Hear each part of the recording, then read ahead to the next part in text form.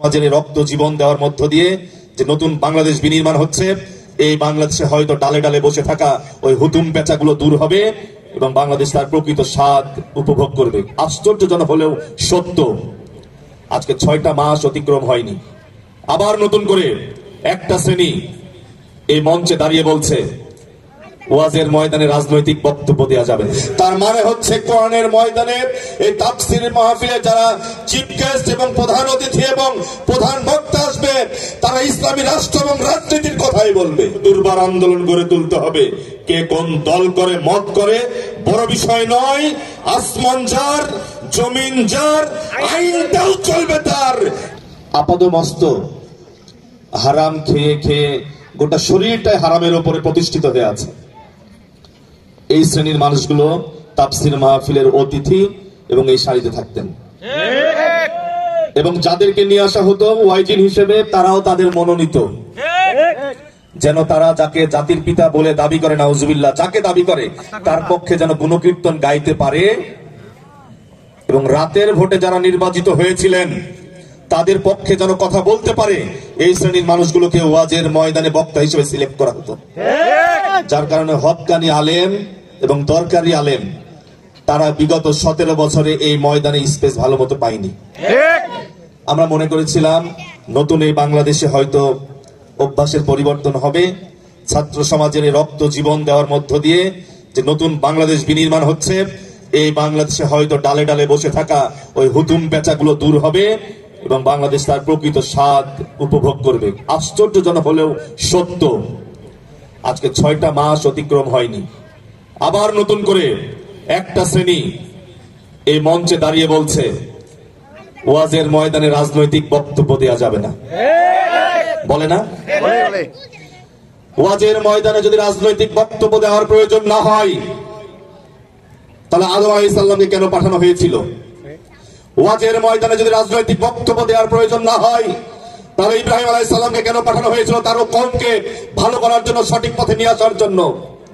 মুসা আলাইহিস সালামকে কেন নিয়ে আসা হয়েছিল? আল্লাহর মনোনীত পয়গম্বর এবং নবী হিসেবে এই জাতিকে সঠিক পথ দেখানোর জন্য। তার মানে ঘুণে ধরা, নষ্ট হওয়া, ধ্বংস হওয়া ওই সমাজকে পরিবর্তন করে আল্লাহর খেলাফত প্রতিষ্ঠার মধ্য দিয়ে, আল্লাহর সিফাত প্রতিষ্ঠার মধ্য দিয়ে একটা আদর্শ রাষ্ট্র গঠন হবে। ওই রাষ্ট্রের যিনি প্রধান হবে তিনি হচ্ছে আল্লাহর মনোনীত বান্দা এবং আল্লাহর বিধানই ওই রাষ্ট্রে প্রতিষ্ঠিত থাকবে। যার কারণে ওই নবী রসুল পয়গম্বরদেরকে দায়িত্ব দেওয়া হয়েছিল এবং নিয়ে আসা হয়েছিল, মনোনীত করা হয়েছিল হতাশাগ্রস্ত জাতিকে সঠিক পথ দেখানোর জন্য। কোরআনের ময়দানে যদি রাজনৈতিক বক্তব্য নাই হবে, তাদেরকে কেন সিলেক্ট করা হয়েছিল রাষ্ট্রপ্রধান হিসেবে? গোটা কোরআনটাই হচ্ছে মানুষের জন্য নাজিল হয়েছে। গোটা কোরআনটাই হচ্ছে সারা দুনিয়ার পজিটিভ নেগেটিভ, খারাপ মন্দ ভালো মন্দের পার্থক্য, মানুষ কোন পথে গেলে সুপথ পাবে এই দেখানোর জন্য কোরআনটা নাজিল হয়েছে। তার মানে হচ্ছে কোরআনের ময়দানে এই তাফসীরের মাহফিলে যারা চিফ গেস্ট এবং প্রধান অতিথি এবং প্রধান বক্তা আসবে, তারা ইসলামী রাষ্ট্র এবং রাজনীতির কথাই বলবে। আপনি ইমাম সাহেব নিযুক্ত করবেন ভালো মন্দ দেখে, রাষ্ট্রের প্রধান চোর ডাকাত দেখে নিযুক্ত করবেন, তার জন্য ওই বয়ান দিবে এই প্রধান বক্তা, তার জন্য ওয়াজ মাহফিলের সৃষ্টি হয়নি।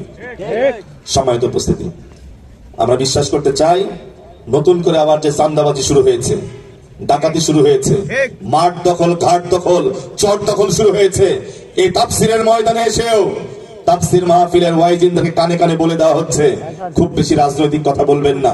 খুব সম্ভবত 5ই আগস্টের মতো নতুন আর একটা সিনারি বাংলাদেশে অপেক্ষা করছে। আর এই সিনারির মধ্য দিয়ে একটা জাহেল বিদায় হয়েছে। নতুন করে যদি আবার কেউ ফ্যাসিস্ট হওয়ার শক্তি প্রদর্শন করে, নতুন করে যদি আবার ভোট হোক আর না হোক, যে দিনই হোক আমি রাষ্ট্র ক্ষমতায় যাচ্ছি, এখন থেকে চেয়ারম্যান এমপি মন্ত্রী হওয়ার মতো অ্যাটিটিউড করছি, এই টেন্ডেন্সি যারা দেখাচ্ছি, ওয়াল্লাহি আল্লাহর শপথ করে বলছি, আবার লক্ষ ছাত্র সমাজ ঐক্যবদ্ধ হবে, জীবন দিবে, জান দিবে, শহীদ হবে, মরবে, গাজী হবে, আবারও একটা রাষ্ট্র হবে, আর ওই রাষ্ট্রটা হবে খোলাফায়ে রাশেদার রাষ্ট্র ইনশাআল্লাহ।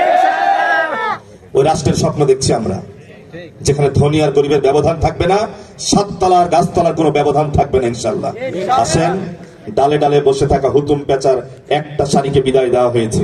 আগামী দিনে আমিও যদি স্বৈরাচার হই, আমিও যদি হুতুম পেঁচা হয়ে এই মানুষের উপরে রাম রাজত্ব চালানোর চেষ্টা করি, আগামী দিনেও প্রয়োজনে আমার বিরুদ্ধে দুর্বার আন্দোলন গড়ে তুলতে হবে। কে কোন দল করে মত করে বড় বিষয় নয়, আসমান যার জমিন যার আইনটাও চলবে তার, এই নীতির উপরে ভিত্তি করে বাংলাদেশ পরিচালিত হবে ইনশাআল্লাহ। সেই দিকে ধাবিত হোক, এই বলে শেষ করছি। ওয়া মা আলাইনা ইল্লাল বালাগ। আসসালামু আলাইকুম রাহমাতুল্লাহি ওয়া বারাকাতুহু। ওয়ালাইকুম আসসালাম। ধন্যবাদ।